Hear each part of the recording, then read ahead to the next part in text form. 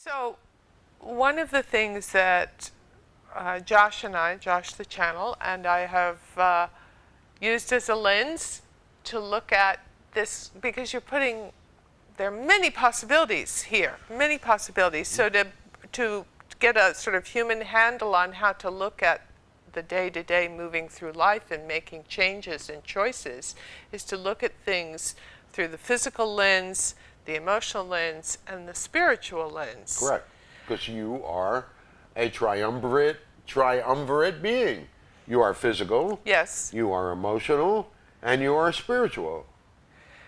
If you begin to address these three levels in all things, in terms of what serves, and what serves you and what doesn't, and make it personal.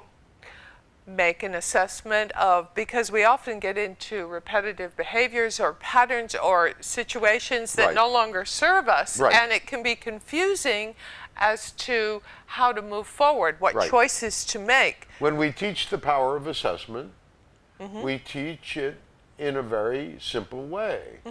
Take a sheet of paper, a legal pad for most of you, because it's quite a long list that you're going to be making. And you're going to make two lists for each category, physically, emotionally, and spiritually. All right. Let's say, for example, you have a new job coming up, all right?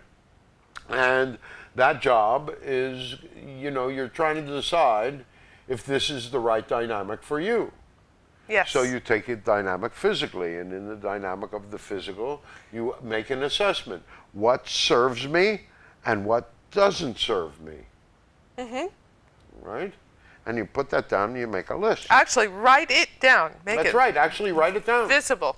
Right. What part of this job serves me? Well, the salary is great. The boss, not so. Or, we were going to say sucks, but we realized that. You might not consider that a spiritual term. But in fact, the dynamic ultimately is make a list. What serves you physically? What doesn't serve you physically? What serves you emotionally? Even more important. More important. And what serves you, and what doesn't serve you emotionally? And what serves you spiritually? In other words, now you get into the dynamic of basic morality. Morality. That innate morality, you've talked about that. We all have that. We do know it. We have it within. It's within the basic fabric of humanity. Yes, there is that basic understanding. That primates especially have that understanding of fairness and sharing.